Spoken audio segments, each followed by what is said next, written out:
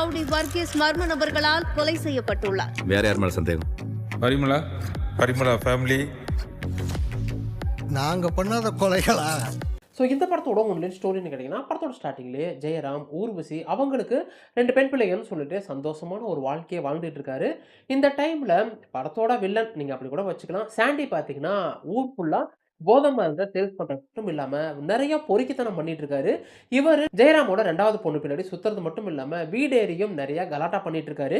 நாளுக்கு நாள் இவனோட தொந்தரவு தாங்க முடியல. இவனை எப்படியாச்சும் போட்டு தள்ளினாதான் நம்ம நிம்மதியாக இருக்க முடியுன்ற சூழ்நிலையில் இவங்க சாண்டியை கொலை பண்ணலாம்னு சொல்லி முடிவெடுத்த அடுத்த நாளே சாண்டி யாராலேயோ படுகொலை செய்யப்பட இப்போ இவங்க ஃபேமிலி மெம்பர்ஸுக்குள்ளேயே சந்தேகம் வருது. சாண்டியை நீங்க தான் கொன்னீங்கன்னு சொல்லிட்டு இதற்கிடையில போலீஸும் ஒரு பக்கம் இன்வெஸ்டிகேஷனை ஸ்டார்ட் பண்ண. இதுக்கப்புறம் இந்த கதையில என்னதான் நடந்துச்சு, சாண்டியை ஜெயராம் ஃபேமிலி தான் கொன்னாங்களா, அப்படி இல்லைன்னா சாண்டியை கொலை பண்ணது யாரு, போலீஸ் இதை கண்டுபிடிச்சாங்களா இல்லைங்கன்றதுதான் இந்த படத்தோட மொத்த கதையே. போலீஸ் வருவாங்க, கேள்வியா கேட்பாங்க. இந்த கொலைக்கு நமக்கும் எந்த சம்பந்தமுமே இல்லைங்கிறத சொல்லிடணும்.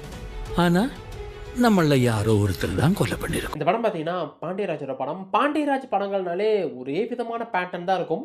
படம் ஸ்டார்டிங்லேருந்து எண்டு வரைக்கும் ஃபுல்லாக காமெடியால் ஃபில்ஃபில் பண்ணிட்டு கிளைமேக்ஸில் பார்த்தீங்கன்னா ஒரு சின்ன எமோஷனல் வச்சு அந்த படத்தை முடிச்சிருப்பாரு.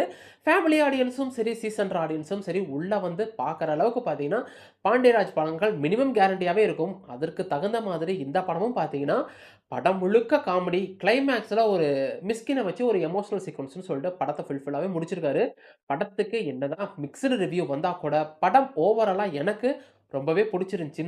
காமெடின்னு பார்த்தீங்கன்னா பெருசாக எலிவேட் பண்ணி கொண்டு போகாமல் சின்ன சின்ன டயலாக் டெலிவரியாக இருக்கட்டும், ஆக்ட்ரஸோட பர்ஃபார்மன்ஸ்னு சொல்லிட்டு காமெடியை நீட்டாகவே ஃபுல்லாக பண்ணியிருக்காங்க. மிஸ்கினும் பார்த்தீங்கன்னா நிறைய இடங்களில் காமெடி பண்ணியிருக்காரு. யோகி பாபுவாக இருக்கட்டும், ஜெயராமா இருக்கட்டும், ஊர்வசியாக இருக்கட்டும், கிடைச்ச ஸ்கோப்பில் எல்லாமே காமெடி பண்ணியிருந்தா கூட ரைட்டிங்கில் செகண்ட் ஹாஃப் மட்டும் இன்னும் கொஞ்சம் பெட்டராக இருந்திருக்கலாமோன்னு தோணுச்சு.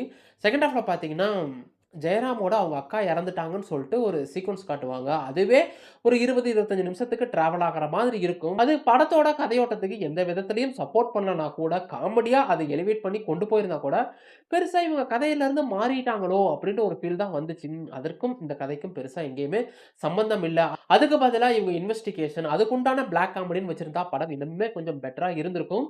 அது ஒன்று தான் இந்த படத்துக்கு எனக்கு மேஜர் பாயிண்டாக பட்டுச்சு. மற்றபடி பார்த்தீங்கன்னா காமெடியில் இந்த டீம் ஃபில்ஃபில் பண்ணி அனுப்பினாங்க. பாபநாசம் ஸ்டைலில் ஒரு காமெடி ஃபிலிம் பார்த்தா எப்படி இருக்குமோ அந்த மாதிரி இந்த படத்தை பார்த்தீங்கன்னா பாண்டியராஜ் நீட்டாகவே ப்ரெசென்ட் பண்ணியிருக்காரு. சாண்டியோட அந்த கேரக்டர் மட்டும் இன்னும் கொஞ்சம் பெட்டராக எழுதியிருக்கலாம். அவருக்கு ஒரு எண்டிங் பார்த்தீங்கன்னா காமெடியாக முடிச்சிட்டாங்க. அதை தவிர பெருசாக படத்தில் எந்த ஒரு குறையும் இல்லைங்க. நீங்கள் ஃபேமிலியோட தாராளமாக வாட்ச் பண்ணி பார்க்கலாம். மொத்தத்தில் இந்த பரிமளா அண்ட் கோ எப்படி இருக்குன்னு கேட்டிங்கன்னா, இந்த படத்துக்கு நிறைய மிக்ஸ்டு ரிவ்யூ வந்தால் கூட படம் எனக்கு பர்சனலாக ரொம்பவே பிடிச்சிருந்துச்சிங்க. படம் என்னதான் 2.5 மணி நேரமாக இருந்தால் கூட படத்தோட ஸ்டார்டிங்லேருந்து எண்டு வரைக்கும் காமெடியில் ஃபுல்ஃபில் பண்ணி கொண்டு போயிட்டு கிளைமேக்ஸில் ஒரு எமோஷனல் சீக்வன்ஸ் வச்சு முடிச்சது பார்த்தீங்கன்னா ரொம்பவே நல்லா இருந்துச்சு. பாண்டியராஜ் படங்கள்னால இப்படி தான் இருக்கும், ஒரே மாதிரி பேட்டர்னில் தான் எடுத்திருக்காரு.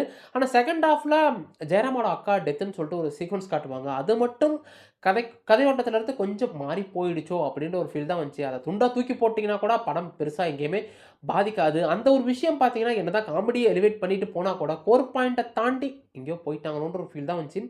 மற்றபடி பார்த்தீங்கன்னா காமெடியில் எல்லாருமே நீட்டாக பண்ணியிருக்காங்க. மிஸ்கின் கேரக்டர்லாம் ஒரு விஷயம் பண்ணும், அதெல்லாம் ரசிக்கும்படி நல்லாவே இருந்துச்சு. வாய்ப்பு கிடைச்சா அந்த படத்தை ஃபேமிலியோட ஒன் டைம் ஆச்சு வாட்ச் பண்ணி பாருங்க. இந்த படத்தை பார்க்கும்போது எனக்கு மலையாளத்தில் ரிலீஸ் ஆன அந்த பரதநாட்டியம் அந்த படம் ஞாபகம் வந்துச்சு. ஆனால் அந்த அளவுக்குலாம் இந்த படம் இல்லை. நீங்கள் கொடுக்கக்கூடிய டைமுக்கு பெருசாக டிசப்பாயின்மெண்ட் பண்ணாது. படத்தில் பார்த்தீங்கன்னா எந்த ஒரு அடல் கண்டென்ட்டும் இல்லைன்றப்ப நீங்கள் ஃபேமிலியோட தாராளமாக பார்க்கலாம். இந்த வீடியோ பிடிச்சதை வீடியோக்கு லைக் கொடுத்துருங்க. அப்படியே சப்ஸ்கிரைப் பண்ணி நடத்திட்டு பக்கத்தில் இருக்கிற பெல் ஐக்கானே கிளிக் பண்ணிக்கங்க. இன்னொரு வீடியோ வந்து பார்க்குறேன். அது வரைக்கும் என்ன, கீப் வாட்சிங், keep supporting, subscribe to movies review Tamil.